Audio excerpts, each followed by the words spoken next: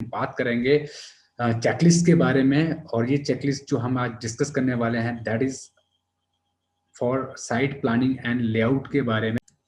Hello friends, welcome to perfect institute for civil engineer from मैं civil engineer professional corporate engineer Arvind Singh आपका studio में स्वागत करता हूं। फ्रेंड्स, आज हम बात करेंगे चेकलिस्ट के बारे में। और ये चेकलिस्ट जो हम आज डिस्कस करने वाले हैं that is for site planning and layout के बारे में। कोर्स जो कि हम ऑनलाइन और ऑफलाइन मोड में प्रोवाइड कराते हैं उसका कोर्स कंटेंट जानने की कोशिश करते हैं। फ्रेंड्स, आपको बता दें आपकी नॉलेज के लिए कि perfect institute for civil engineers का जो एक कोर्स है क्वांटिटी सर्वे, उसी के अंदर हमारे तीनों पार्ट जो है क्वांटिटी सर्वे में एस्टिमेशन, बिलिंग एंड टेंडरिंग तीनों चीजें हम कवर करते हैं। तो lowest course fees and course content जो रहता है according to the site planning and layout हम लोग कैसे करते हैं साइट के ऊपर, इसके बारे में हम लोग डिस्कस करेंगे इस वीडियो में। फ्रेंड, जैसे कि अगर आप अपनी क्लास में अच्छा परफॉर्म करना चाहते हैं तो आपको एक टाइम टेबल की जरूरत होती है, और जिसको फॉलो करके आप अपने हर सब्जेक्ट्स को या अपने हर जो भी आपको इम्पोर्टेंट एक्टिविटी लगती है अपनी डे टू डे लाइफ में, उसको आप एक पर्टिकुलर टाइम के अंदर जो है वो उसको करने की कोशिश करते हैं according to the time table. वैसे ही एक अगर खिलाड़ी है जिसको अपने खेल में अच्छा जो है परफॉर्म करना है फील्ड ग्राउंड के ऊपर एक मैच के अंदर, तो उसको भी अपने जो डे टू डे रूटीन है उसको एक प्रॉपर वे से परफॉर्म करना चाहिए या करता है वो, ताकि वो अपने स्पोर्ट्स को मैक्सिमम टाइम देकर और अपनी प्रैक्टिस को कंटिन्यू रख सके और अपने गेम में जो है वो अच्छा परफॉर्म करे जब भी उसका मैच हो। तो वैसे ही फ्रेंड, जब हम लोग फील्ड में काम करते हैं, साइट प्लानिंग करते हैं या लेआउट करते हैं, तो उससे पहले हमें कुछ स्टेप्स का या उस काम को करते हुए हमें कुछ स्टेप्स को फॉलो करना चाहिए। और ये स्टेप्स को फॉलो करने के लिए और इस काम को अच्छे ढंग से करने के लिए हमें एक चेकलिस्ट की जरूरत होती है कंस्ट्रक्शन साइट के ऊपर। और ये चेकलिस्ट क्या होती है, कैसे हम लोग क्या कौन कौन सी एक्टिविटीज हमें ध्यान में रखनी चाहिए जब भी हम साइट प्लानिंग या फिर लेआउट करते हैं। तो फ्रेंड, चलते हैं हम अपनी चेकलिस्ट के ऊपर और बताते हैं आपको क्या क्या हमें जो है वो ध्यान में रखना चाहिए at a time of site planning and layout के टाइम पे। तो फ्रेंड्स, ये है हमारी चेकलिस्ट। आप इसमें देख सकते हैं सीरियल नंबर, इंस्पेक्शन, यस और नो। हमने काम करते हुए ये सारी चीजें ध्यान में रखी नहीं रखी, ये हमें जो है अपने साइट के ऊपर इनको यहाँ पर टिक करना पड़ता है जब हम लोग कोई भी प्लानिंग या लेआउट करते हैं। Not applicable NA oblique means not applicable remarks, अगर कुछ रिमार्क्स है तो हमारे वहां पर हमें लिखना पड़ता है। तो फ्रेंड्स, पहला हमारा जो है सबसे पहला जो हम लोग चेक करते हैं साइट पे, all workers are aware that the site manager has established a site safety policy and what the policy is. Mean जो भी हम लोग साइट पे काम करें, जो भी हमारी टीम साइट पे है, वर्कर, इंजीनियर्स, वो सेफ्टी जो हमारा सेफ्टी ऑफिसर होता है साइट पे, क्या उसने ईएचएस मैनुअल साइट पे साइट पॉलिसी बना रखी है। और अगर बना रखी है तो क्या सारे जो वर्कर साइट के ऊपर, सारे जो इंजीनियर साइट के ऊपर हैं वो उससे अवेयर हैं। अगर हैं तो हम यहाँ पर टिक कर देंगे यस, अगर नहीं है तो नो कर देंगे, और अगर वहां पर सेफ्टी ऑफिसर नहीं है तो नॉट एप्लीकेबल कर देंगे। Safety expects are included appropriately in the site planning and layout. Means जो भी हमारे सेफ्टी प्रिकॉशंस हमने साइट पे लगाने हैं, जो भी हम पोस्टर्स वगैरह लगाते हैं, कहीं पे भी साइट वो लगा रखे हैं नहीं लगा रखे हैं, वो यहाँ पर जो है हमने यहाँ पर मेंशन करना होता है। देयर इज ए फेंस, अगर हमने हमारी बड़ी साइट है तो फेंसिंग की जरूरत होती है हमें कंस्ट्रक्शन साइट के ऊपर। वो कम से कम 5 मीटर की हाइट होनी चाहिए उसकी। क्या हमने वो बैरिगेट किया है, क्या हमने बाउंड्री बना रखी है 5 मीटर हाइट की? अगर कर रखी है तो हम यस और नो में उसका जवाब देंगे।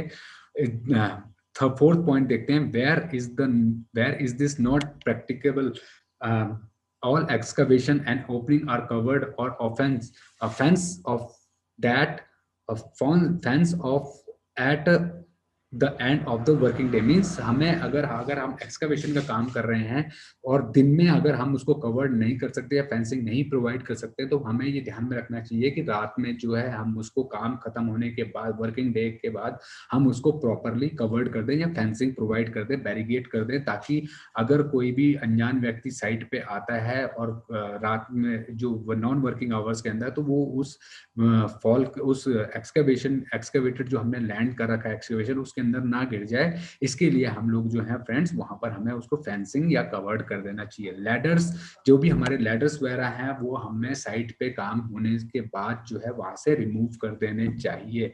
उसके बाद आता है there is a traffic control system on site. जो भी अगर हमारी बड़ी साइट है तो वहां पर ट्रैफिक कंट्रोल सिस्टम होना जरूरी है। मींस अगर हम बात करें एक छोटा सा एग्जांपल के थ्रू मैं आपको समझाना चाहूंगा। अगर हम साइट पे काम कर रहे हैं, हमारे जेसीबी है, जब जेसीबी काम करता है फ्रेंड्स, वो आगे या बैकवर्ड जो है वो मूवमेंट करता है, तो उसको अलार्म देना चाहिए कि वो वर्किंग पे है, वो वर्क इन प्रोग्रेस पे है।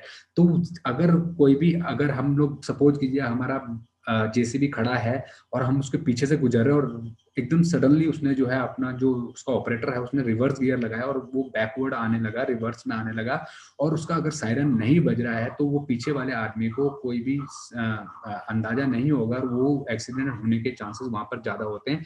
तो वहां पर जो है फ्रेंड्स, वहां पर हमें जो है उस जेसीबी के अंदर जब अलार्म सिस्टम होना चाहिए रिवर्स में जब भी जाए वो गाड़ी तो, और वहां पर जो है ताकि हम लोग अवॉइड कर सके अपने डेंजर्स, जो जो डेंजर्स वगैरह हैं उनको।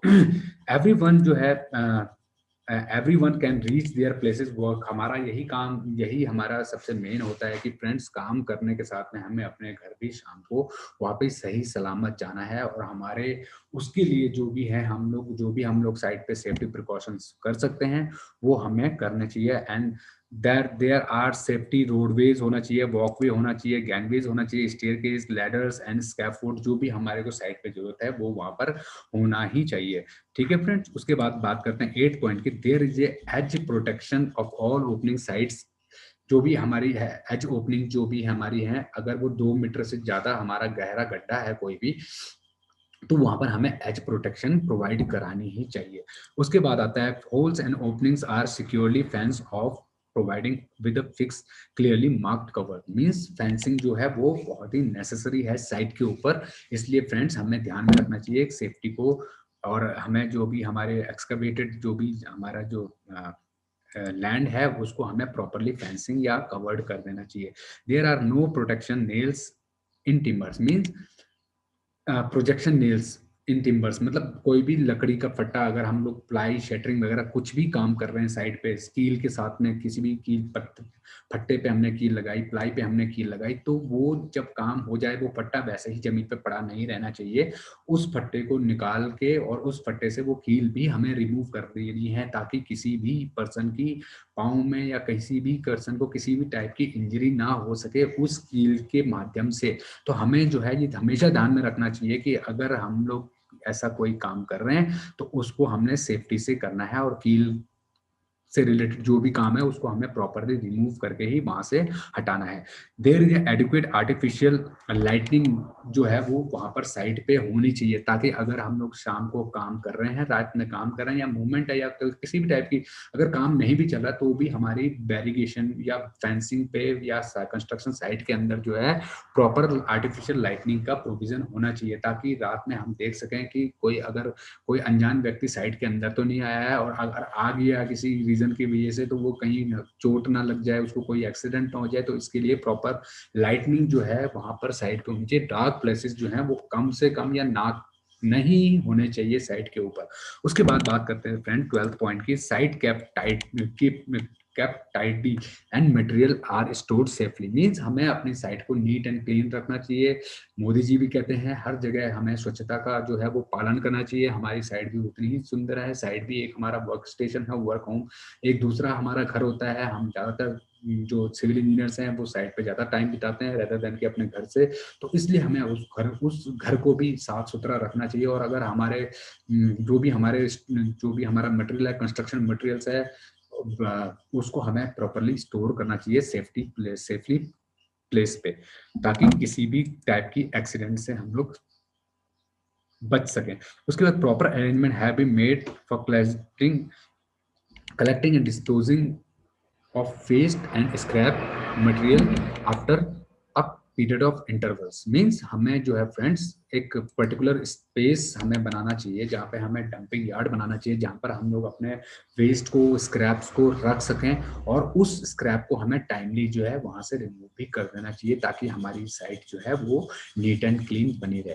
तो फ्रेंड्स ये हमने जो साइट प्लानिंग एंड लेआउट के रिगार्डिंग एक चेकलिस्ट आपके साथ में शेयर की है, बहुत ही इंपॉर्टेंट है फ्रेंड्स। कोई भी हम लोग कंस्ट्रक्शन काम करते हैं, साइट पे कंस्ट्रक्शन का काम करते हैं, तो उसके लिए हमें एक अनुशासनहीन तरीके से काम करना चाहिए और सारी सेफ्टी गाइडलाइंस को फॉलो करना चाहिए ताकि हमारा जो काम है वो सही ढंग से हम लोग करें और हमारे साथ में जो भी टीम है हमारी वो भी सही सलामत अपने घर को वापस जा सके और अपने जो है प्रोजेक्ट हम लोग सक्सेसफुली कंप्लीट कर सकें। और इसी टाइप से फ्रेंड्स हम लोग आगे भी आपके साथ में और बहुत सारी चेकलिस्ट जो हम लोग यूज करते हैं कंस्ट्रक्शन साइट के अंदर वो हम आपके साथ में शेयर करेंगे और आपको अपने एक छोटा सा प्रयास करेंगे कि आपको जो है नॉलेज हम लोग आप इस लॉकडाउन के अंदर जो है वो घर पे बैठ के प्रोवाइड कर सके। तो फ्रेंड्स अगर ये वीडियो आपको अच्छा लगा हो प्लीज हमारे चैनल को लाइक एंड सब्सक्राइब जरूर कीजिए और हम ताकि आप जो है इस टाइप के वीडियोस से जो है आपको नॉलेज गेन होती रहे। Thank you friends, thanks for watching this video.